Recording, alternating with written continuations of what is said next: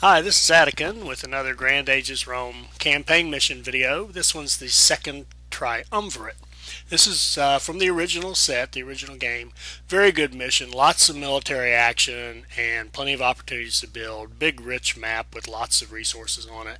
And basically we're just supposed to destroy a bunch of camps that belong to Brutus. And we need to engage at least 20 enemy squads, or defeat them rather, and there won't be any problem. There's plenty of activity. We need to gain 15,000 on REI. Again, if you do a good build, no problem. And we're going to do this with our no talent, no estates guide to show you how to do it if you don't have any advantages at all. And of course, if you do have a well-developed character, then the mission just becomes easier. So let's step back and just take a overview of the map, and you can see our starting position here. There are a couple of enemy camps close to us. There's a good strong area out there with lots of mining opportunities we're going to get with a slave as soon as we can work our way out there. And we'll build a couple of forts on our side of the river to act as choke points to keep us from being vulnerable to any attacks while we're out cleaning up the enemy camps. And you can see down on to our left, down there by the sea, we have a couple of ally camps, and they actually protect that left flank and that approach through the mountains. So we really just have to kind of take care of our own business. That upper plateau area is kind of our deal. The lower part our allies can take care of for us. So we're just going to draft the Nastadi and go out and kind of steal that first trading post, so we'll be able to get our economy going with some early trade. And of course, like any build, we're going to first worry about materials production.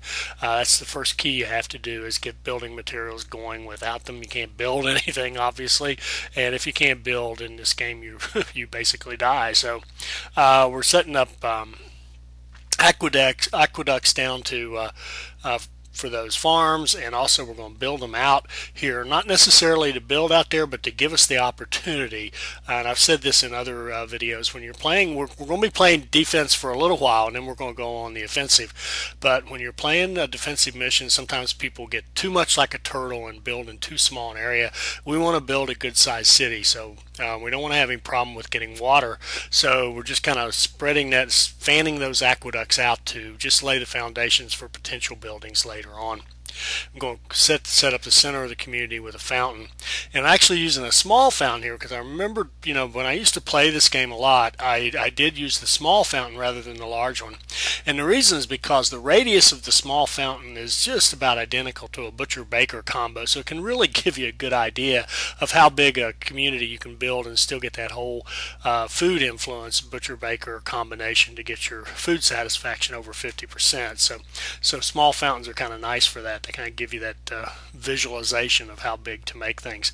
And we're setting up typical logging and bricks.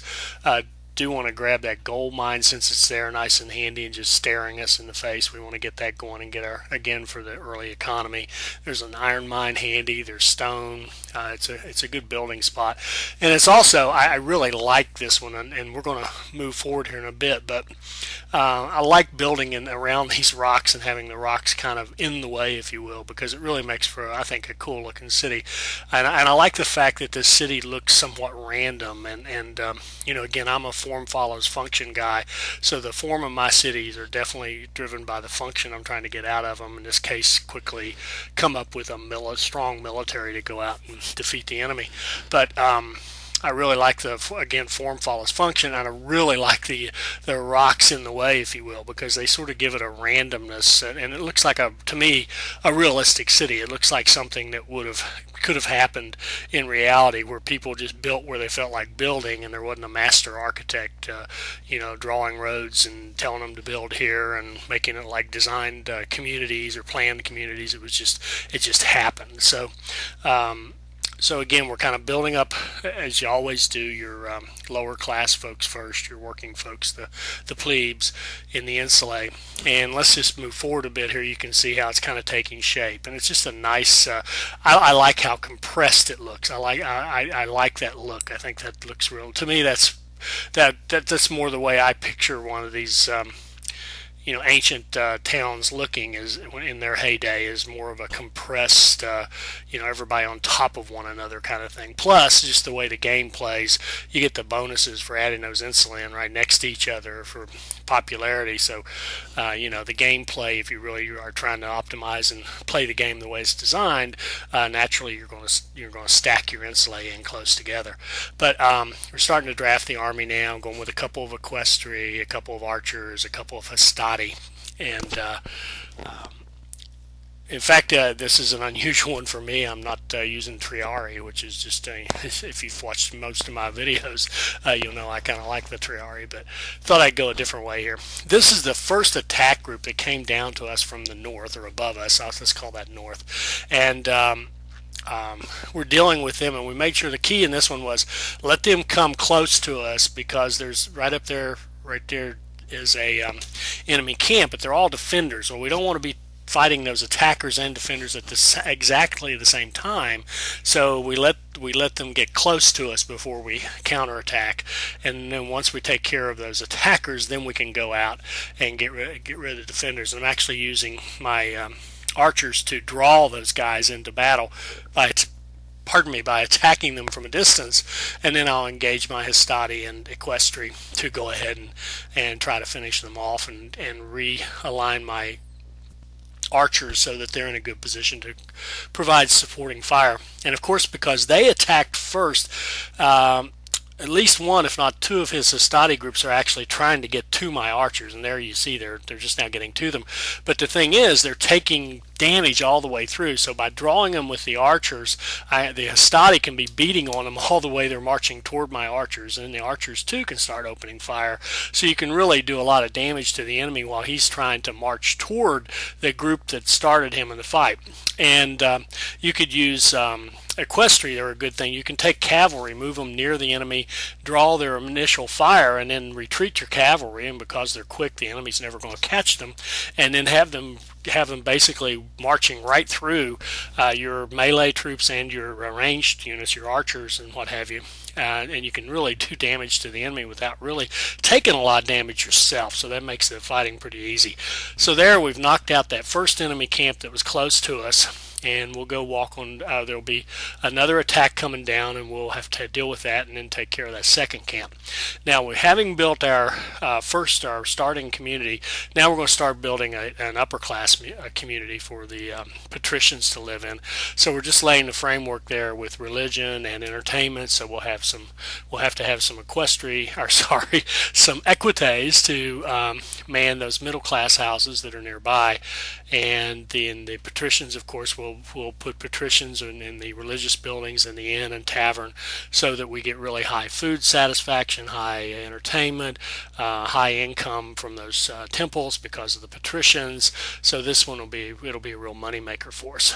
Now we're moving further ahead, and we've already taken out that second village close to us, and now I'm just showing you, setting up a mining camp out there, the one that we showed in the middle of the map that is so rich. And look at this, it's got gold, iron, marble, and stone.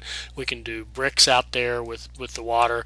Could also have chosen to actually build another little community out there and just go ahead and build insulae and the whole bit, but I decided in this run through to just keep all my building back here in the beginning area. So we'll end up with 3 communities here, but they'll all be back in this area. So we've now accumulated enough victories to start getting arches, and we're also building a victory column so that we can train up. If we've got guys that are below level 8, we can train them up whenever they're resting between battles. So we're just continuing to build out the second community, our upper class community, make sure it has very high religion so we can get the income from those patricians and make sure they're all happy. We're also here, I'm doing a little search trying to find my olive farm because I'm getting low on olive oil, so I'm upgrading that olive farm so that the patricians will be happy when that next house is built, and using the forum tax to fund all this stuff. So the people have to pay for it eventually. But there you can see the mining community we built. Now we're fast forwarding some more. We've built one of our forts. This is the area where we want to build that second fort near that marble and that way you've got 2 choke points.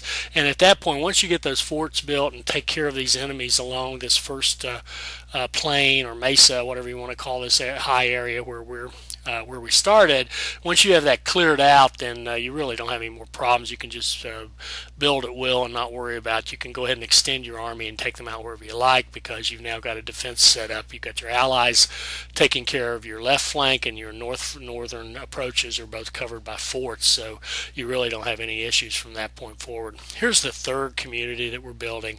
Again, kind of an upper class community. We took advantage of the Coliseum there, so we're getting some really high entertainment values, adding in food and more entertainment and religion to make sure we maximize everything.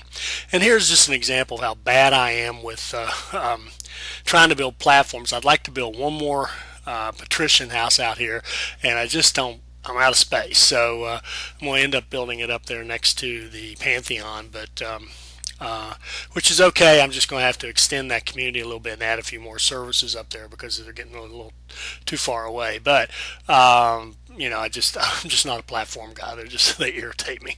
And another kind of personal goal on this one for me was to make sure I built all the monuments, all the big buildings. So there you see, I just started buying some bricks just so I could start construction on the Circus Maximus, and you know, also could have gone out and laid down some brickworks out there, but I'm also getting tight on lumber at this point. Had to add some. So there you can kind of get a view of the whole city that we built, and we're now out here finishing off our final battles. This is the next to last. These are the folks from the next to last war camp. So we'll finish that one off and make sure that we've built all of our monuments. They're all staffed and ready to go. We even have a Praetorian squad. They're more symbolic just because we could. They're kind of staying at home because by the time they marched all the way to battle, we just wouldn't have any use for them. So we'll just go ahead and finish these guys off with our troops now. And you can see these are fairly strong enemy camps, but our guys have now, because they fought their way across the map, are very much leveled up. And here's an example of using the equestry to draw that initial fire from the troops, and then coming in from their flanks with the Hastadian archers to use my special attack on them. And I can also take the equestry because they're fast. Here's one's taking a beating, and we can just retreat with him, let the other guy keep fighting. We've also got one Hastati that was actually weakened from a prior battle and hadn't recovered fully. So we're just going to let them march around and kind of stay out of harm's way. We'll use the equestry to go clean up other troops, and then have our archers just standing there in a fixed position shooting at whoever comes within range, and we just keep drawing the enemy into range with our troops that are a little bit damaged. That way your damaged troops don't get injured or don't get hurt anymore. You don't lose them, but at the same time you're really doing damage to the enemy because you keep drawing them into your other melee troops and into your ranged units, your archers. So this in theory could have been a tough battle, but you can see, except for a couple of units getting some damage, we basically wiped him out without any trouble. Got one more to take out right up there just to our north, and we'll take him out, and that'll end the mission. We've got a nice gold medal. We built all the buildings, so you can see down here a nice big community that's all set, that's making good money. Here we're double checking to make sure in fact we have built everything that we could build as far as all the special buildings are concerned. So basically we'll knock out that last camp, and that'll be the end of the mission. I hope you enjoyed this, and I hope it helps you.